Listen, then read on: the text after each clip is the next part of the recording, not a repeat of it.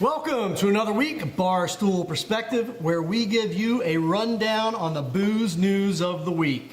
I'm Mike Morgan, he's Brett Coleman Baker. Looking back on the week here, November 8th, 2024, my question is, other than that, Mrs. Lincoln, how was the play?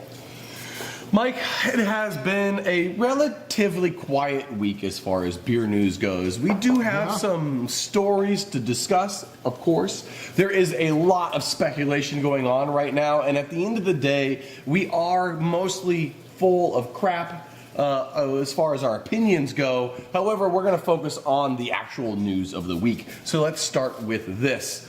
In 2025, we are wait, what? We're in 2024? No, you're thinking about the plans, Brett. The plans. We're still in 2024. Oh my God. We're still a republic for like 72 more days. Proceed. Oh my goodness. Wine. The wine industry is on a precipice, but there's a couple interesting things happening within wine that we're going to talk about. First of all, there's a massive glut in wine. I'm talking massive levels that we haven't seen within our lifetimes of wine. We talked about in a couple weeks past about how there is just a massive abundance of grapes, and that wine grower or winemakers aren't even buying grapes right now either because they don't want to have the inventory. Well, they don't want to have the inventory not because they want to stay ahead of a problem, but because wine inventories are already a problem. So does that mean we're going to get cheaper wine in the future, Mike? Cheaper good wine? I hope. I mean, it's probably not good for wineries, but that would be what the market would tell you, is that if you've got that much of a surplus, particularly if you're sitting on raw ingredients, you can't sit on grapes for that long. No, you have to process them into something, right? You have to process them, you have to crank it out, and I think you're going to have to... Did you just say crank it out? Yeah, crank out your wine. I don't know where your mind is, but it's what you do at a winery. You crank I don't do that at a winery. I do not crank it out at wineries, especially not local ones. I crank it out every year to market back all the time. Jesus Christ. Why did we give you an office? I just explained it.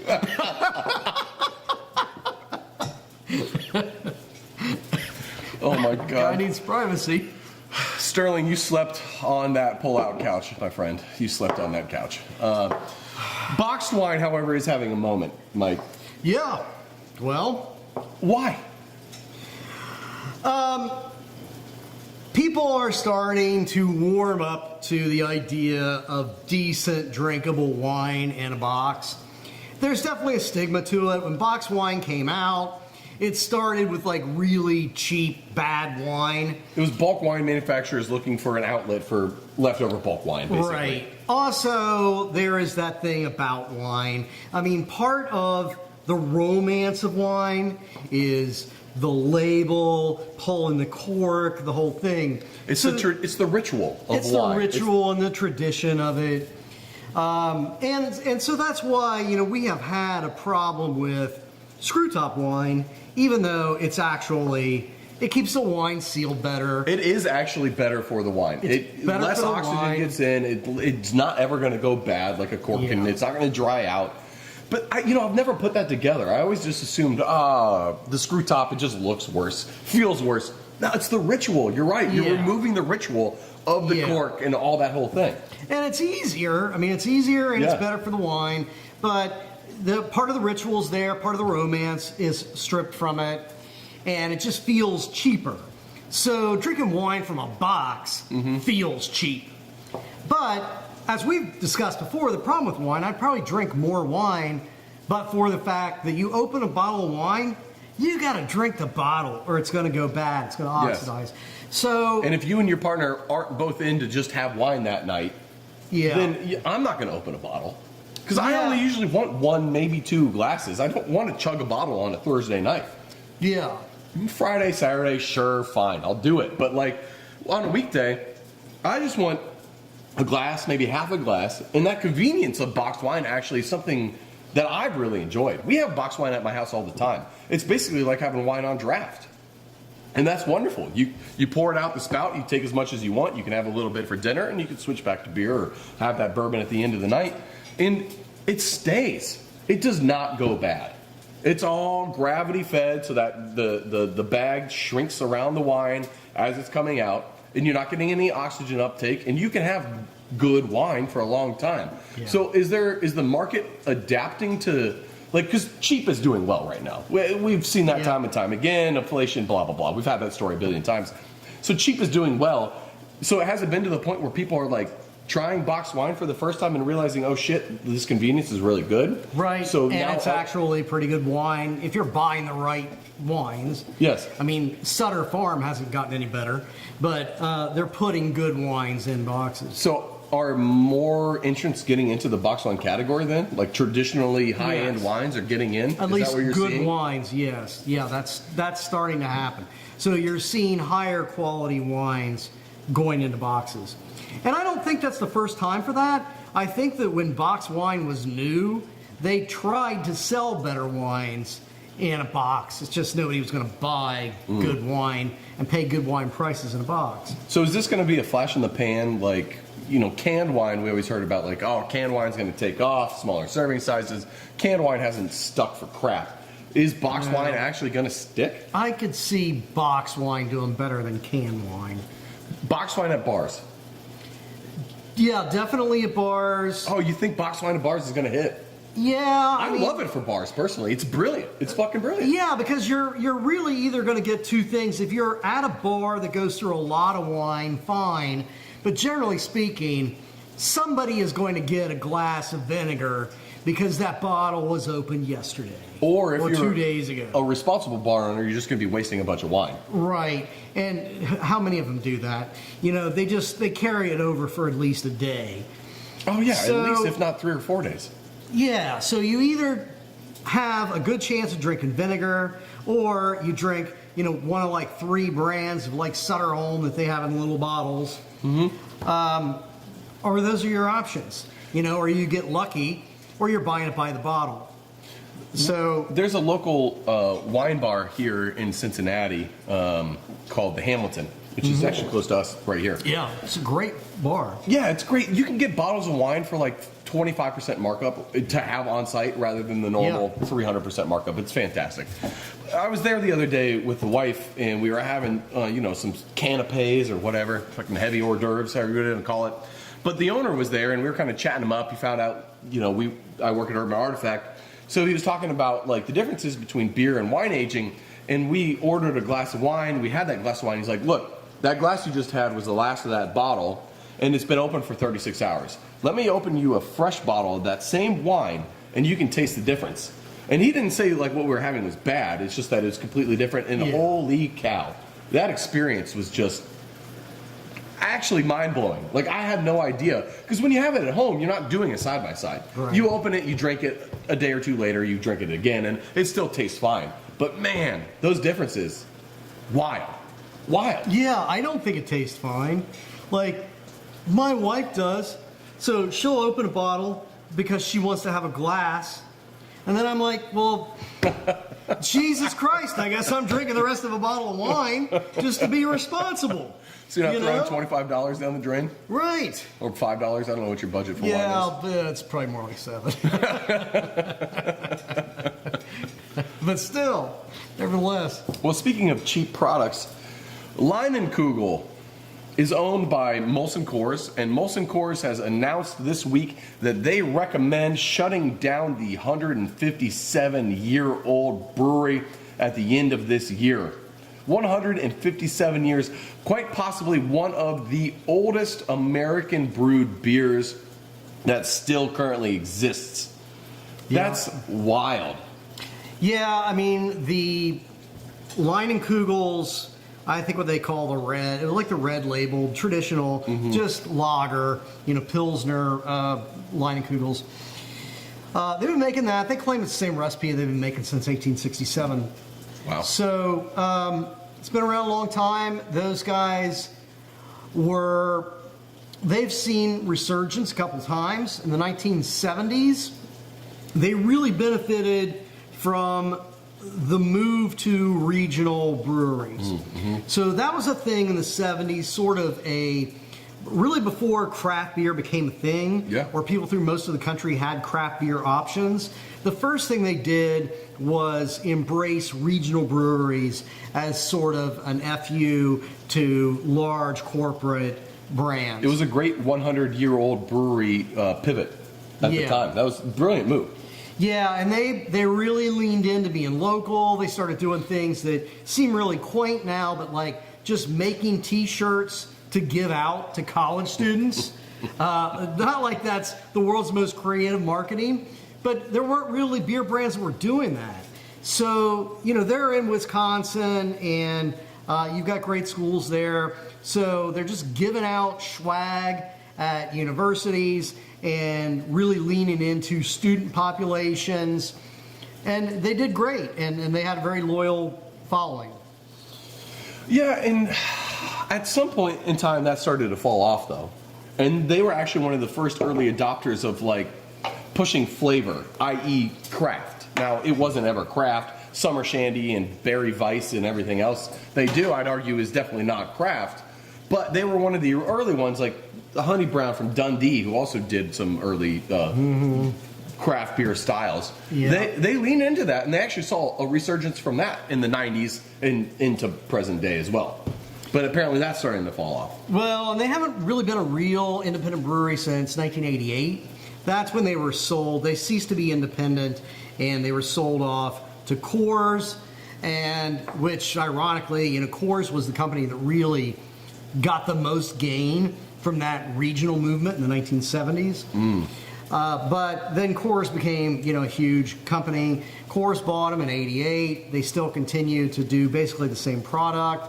Then Coors became Molson Coors, and they started losing more of their soul. Well, it's interesting how this is all wrapped up in the craft beer movement as well. Not only did they kind of embrace it early on, but being in Molson Coors, they got lumped into the 10th and Blake division, which is the craft beer and innovation division within Molson Coors. Lion & Kugel's Milwaukee branch was actually 10th and Blake's brewery as well. So it was the innovation brewery for this company. Now, earlier this year, Molson Coors announced we're getting rid of 10th and Blake, and we're cutting down all these craft beer brands except for Blue Moon, basically. They're like, we're done messing around in this space. So I guess it's not surprising that the logical conclusion would be that eventually Lion & Kugel, who isn't really making a ton of beer anyway, would get their brewery shut down. And we should clarify that we're not talking about you won't be able to buy Summer Shandy anymore if that's your jam. They're going to keep making that stuff. They're just shutting the brewery down. Yeah. Now, here's a couple more interesting things about the brewery. One, 75% of Lion & Kugel production was already happening at other breweries within Molson Coors. Now, that makes sense. You get bought up by a multinational. They're going to brew your stuff where it makes the most sense to save on shipping. Fine. We get that. Middle of nowhere up in Wisconsin isn't going to make sense to ship to all over the U.S.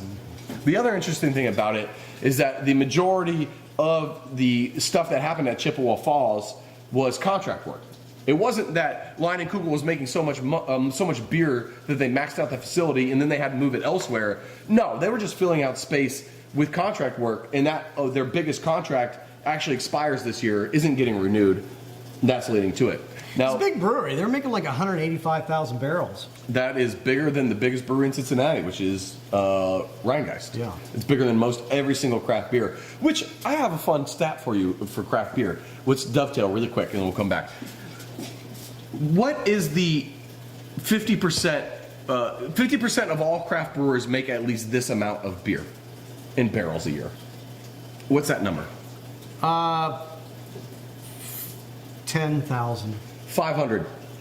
500 barrels is the 50% mark. Do you know where the 25% mark, like at least 25% of all breweries make this much is? Then 5,000. 280. Opposite direction. 25% or less is smaller. All right. So if you're making above 1,000 barrels of beer, you're actually in the 10%. You are in the top 10%. Isn't that crazy? That is crazy. You don't get to the bottom 10% until you're talking like 100 barrels or less, which is basically homebrew. Like I was making 100 barrels. I mean, there are huge gaps. Like Rheingeist in Cincinnati is one of the top like 35 or so, 30 Yes. breweries in the country, and they're making somewhere a little over 100,000. Sam Adams is making like 6 million. Yeah. So you have huge gaps. When they're talking the long tail of beer, it's like this. Like it is an exponential growth, like insane. Like Urban Artifact is small, barely even classified as regional, which is 15,000 barrels. We don't even do that with just an Urban Artifact beer. You have to factor in the THC stuff we make now to get to 15,000, and we're in the top 3%. Wow. So anyway, that's a little bit of a dovetail just to talk about just the weirdness. I don't know why I was reminded of that. But I want to bring it back around because there's another interesting thing that happened with this specific Line and Kugel location that is being recommended to shut down that happened in 2023. Mike, could you enlighten us what happened in 2023 with the employees at Line and Kugel at Chippewa Falls? Brett, I don't know. I mean, it can't possibly be related, but they unionized. Huh. Shocking! Shocking the timing. You telling me that the brewers unionized at the Chippewa Falls location that makes Line and Kugels for 157 years at the end of 2023, and now 1 year later, now the one corporate big, overlords- huge, greedy corporation is shutting it down? Huh. After an election that happened earlier this week that went decidedly anti-labor, they've decided to go anti-union? I am shocked. Huh. But here's the thing, Brett. I read a quote from Dick Leinenkugel, and Dick is the former president of the company, and Dick got really rich selling the company out, and he wants to assure the public that he knows that Molson Coors is going to do the right thing, and they're definitely going to take care of those people that they're putting out of work. You know, it's funny because he actually said the exact opposite. He said, I'm deeply saddened they didn't consult me at that time. Well, Dick, you gave up your opportunity to be consulted, you big piece of shit, when you took a giant bag of money and said, get fucked to 6 generations of family heritage. I don't give a flying fuck. I want that money. He said both things, to be clear. They were kind of opposite things, but he did say both things. I'm very saddened they didn't consult us, but then he walked it back with like, but I'm sure they know what they're doing, and I'm sure they're going to take care of all these good people that work here. I'm pretty sure, Dick, that the point is the exact opposite of that. But you'll be fine, Dick. Sit on that big bag of money. Do you think he'll use all that money he made to help his employees find new jobs? Oh, I'm sure Dick's not going to be a dick, Brett. He'll absolutely do that. Things trickle down, Mike. Everything trickles down. Sure. More money to the top is what I always say. Reverse funnel. Yeah, it's what's good for everybody. In Scotland, they have decided to raise the minimum alcohol purchase price. Basically, the government dictates that you cannot sell your beverages for less than a certain amount of money, and they just decided to raise it basically overnight. How has the public reacted? Yeah, I mean, we do this in the U.S., but we do it on a state basis, so not all states have mandatory minimum up pricing or, markups. Yes. That's the word I'm looking for. Ohio does, but in Scotland it's federal. So they pretty significantly increased the price of everything. And liquor stores, retailers are complaining because they say, number one, the government did a bad job of communicating that it was doing this. And number two, the response of the public is, what the hell's wrong with you? They're reporting like a lot of full-blown Karen incidents in liquor stores. Like people are going off on sales clerks, like, why the hell does this cost so much now? And they're reporting that retail theft, shoplifting is up significantly because people are just like, Jesus, I can't afford this, so I guess I'll start stealing it. Because you're still going to drink if you're a drinker. Yeah. And it 25%, by the way, is how much it went up. 25%. God. And that money doesn't necessarily go to the retailer. That minimum It's like markup is a tax. Yes. And their justification for the tax isn't even revenue. It's, which I'm sure that's a huge part of it. But their 100%. stated reason is that they're trying to curb alcohol. They're trying to curb drinking. Yeah. And how does that work out? It doesn't. they also have like started to see a increase in alcohol-related deaths. So they're not seeing any kind of decrease in alcohol consumption. They're just seeing negative results.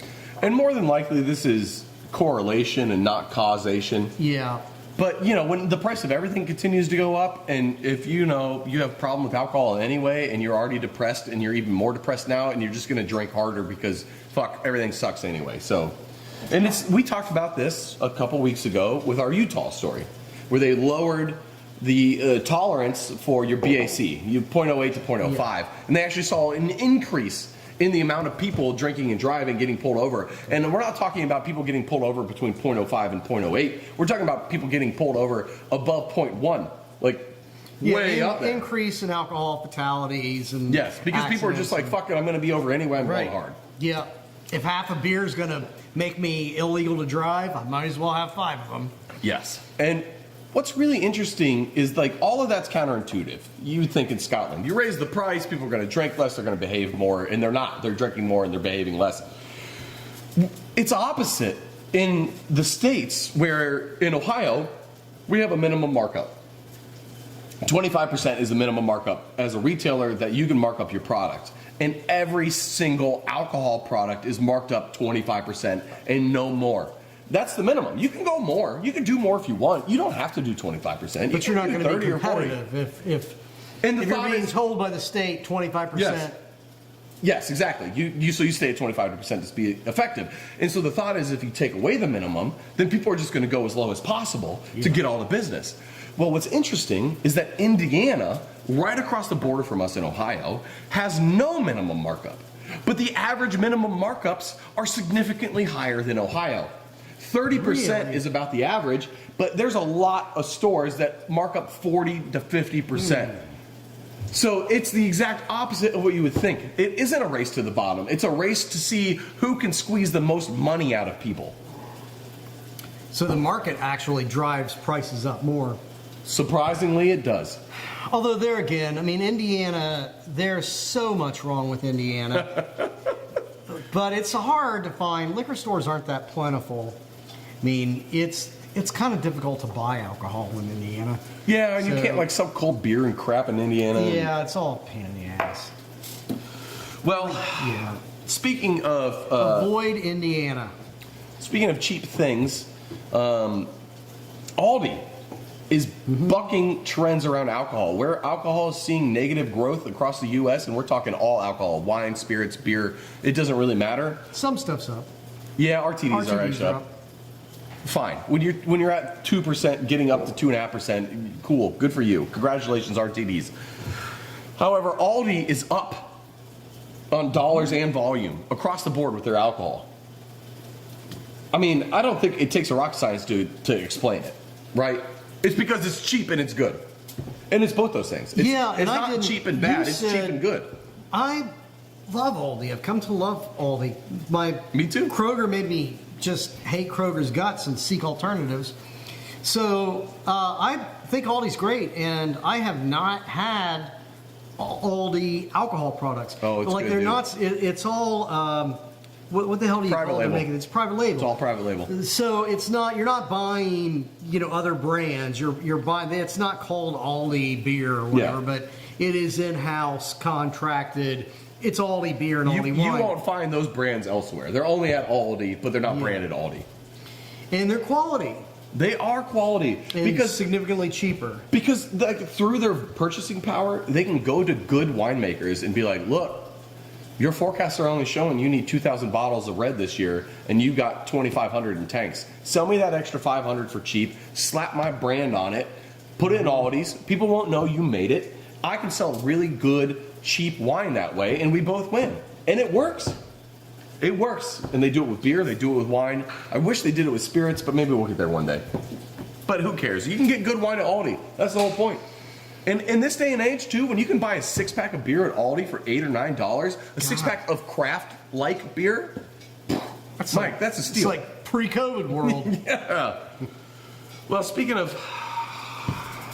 bad things that happened and how people prepare for them, something interesting happened in New York City on Tuesday night. Mike, what was it? What were people buying at the liquor stores, I guess you should say?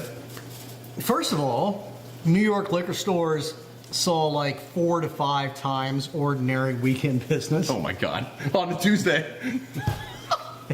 And there was also a distinctive trend that people were buying both a bottle of champagne and a bottle of liquor. Depending on how the election went. So, it's not a bad strategy. Well, in our household, we learned from 2016 that you don't just buy one thing expecting it to go that direction. You need to buy both. Yeah. And we did this year. Yeah. A lot of liquor drank in your house on Tuesday. I'm not saying which product we drank in our house, but a product was drank in a lot of it. There's a lot of liquor drank in your house. Mike, something also interesting happened related to the election on Wednesday. Stocks went through the roof except for weed stocks. Yeah. Which we've both invested heavily in recently. Why could that be? Yeah, Tilray hasn't moved a lot. We have not anticipated it moving much for a while, but they've been setting up very strategically, acquiring craft breweries. And we have been talking about the fact that we like Tilray because we see Tilray is buying up the craft breweries that they bought, not for beer purposes, but strategically to probably become the Anheuser-Busch of weed drinks. Yes. And I think that when you see not only the top of the ticket this week, but when you see the entire Congress go very red, it does not bode well really for anything fun, but it doesn't bode well for the weed business. It does not inspire confidence in the weed business, that's for sure. And they still may. I mean, you have 3 basic possibilities with the weed business under this new regime. And one is that you could see a crackdown. I mean, it is still, a lot of people forget or don't understand that federal law has precedence over state law, and marijuana is still federally illegal. So regardless of what you voted in your state or how long your dispensaries have been open, the federal government could send in DEA to shut you down and seize all your assets and put you in prison. So that's a possibility. I mean, a very real one.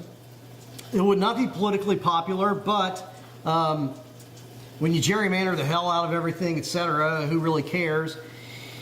Secondly, they can leave things as they are, but there's a big drive for change. I think that maybe the status quo is a possibility just because you're going to have counterbalanced forces, within the Republican Party, depending on area. So Well, they might do nothing. They're still the party of business and jobs, supposedly, and there's a lot of money. Like the cat's out of the bag. It's like $28 billion industry already. I mean, people are going to pay to keep it in play. And shutting a bunch of those businesses down and eliminating a source of retail sales tax revenue, that's not going to be popular. They could legalize it federally, which is what Democrats were promising to do. If they do legalize it federally, then I think that what you're going to see, the way that sausage winds up getting made, is that federally legalized weed is going to have massive buku restrictions on it. Yeah, hella taxes, a lot of restrictions, make it really difficult. It's actually why we're in a pretty good spot with the hemp bill, which is federally legal, and it's a loophole through the feds to get THC beverages made from hemp. You just concentrate the THC via hemp. So that's actually good for us because we don't run any risk of the feds deciding to crack down. But all of these, they could change that legislation. Well, I'll see that coming though. Yeah. These state-run dispensaries, like the feds literally could show up at their door overnight, take all their assets and their money and crack down. Like that's it. You're done. And you're going to jail. You could go to federal, pound me in the ass prison. Yep. I think that's more state. Pounding in the ass? Yeah. Oh, but interesting. Sure. I don't know much about prison culture. I don't Mike, wanna could you go- tell us more about prison culture, please? I really prefer the federal ones, Brett, Interesting. based on my How's the experiences. soap? I enjoy bending over for it. I drop it all the time intentionally. It's slippery. Interesting. This is a slippery slope of a stupid conversation. Yeah, well played. Well played. I want you all to know that are out there listening to us bloviate on about the news of the week. Thank you for coming. Julia, it's great to see you in chat. Owen, same as you, as always. Love that you guys show up on Fridays. It took me a minute to get to this point because my computer's actually broken, even though it's up. I'm looking at my phone. So I'm switching back and forth between notes and y'all. So if you got any questions, hit us up and we'll chat about them. But we got one more story from the canned beer review. Mike, the history. Mike, the secret to long-lasting life and success is Being born rich? That's the real answer. But according to a 105-year-old woman in the UK, it's Guinness. It's a glass of Guinness with every meal. She says it goes with everything, and it kept her alive. Great. Okay, well, Great advertising. that story was quick. Cool. I think, people love to promote those stories because they, first of all, divert attention from the fact that what really does mostly ensure your longevity, Cigarettes? being born rich. Genetics as well? And genetics. Those two things, but it lets you, like, say if you're me. Yeah. Oh, see, Brett? Drinking with every meal. It's the secret to good health. I've long thought that too, which is why I'm also going to continue to drink with every meal. Yeah. Julie has a That question. one 105-year-old woman can't possibly be wrong. Julie has a question for you, Mike. Now that she's moved her entire 401k over to Tilray and the stock is tanked, should she sell or continue to hold? Continue to hold. I know you're probably joking, but if you do own Tilray, like our poor asses do, it's gonna be fine. It's gonna come around. It only dropped like 20 cents. Yeah. It's just that it's not much. I mean, it's a cheap stock, so you could see a definite reaction in that stock. What a rich person would do is buy more at this point in time. Well, I would hold out until around about February before I really See where things are gonna go. Yeah, before I put my 401k into So it. maybe just diversify your investments moving forward. I think you'll be okay. I think that you can't go wrong with Tesla. Anything Oh my Elon God. Musk owns, you're going to do great with that. So that's my advice, Julia. All right, Mike. It's time for the From the Can beer review. Yeah. Well, okay. Sometimes we drink a good beer, sometimes we drink these. New Belgium, creators of Fat Tire, started this beer off as an amber ale. It has recently turned into a golden ale in an effort to gain more audience and traction. The interesting thing about New Belgium is all this happened after their famous sellout and purchase by Kirin. Kirin, who is famous for them brewing beer in Burma on behalf of the Burmese military in order to spurt the Burmese military genocide of the people of Myanmar. So, the company whose slogan is "Be a Force for Good" is actually now owned by a company that's known for genocide of the Myanmar people. And So, was this one of the good genocides, or? by all accounts, Mike, this was a bad genocide. And not only did they genocide the people of Myanmar, they have genocided this beer from an amber into a golden ale. So let's try it. You reach into a cooler, you pull out this Fat Tire. You're wondering, where the hell did this checker come from? Well, let's give it a try.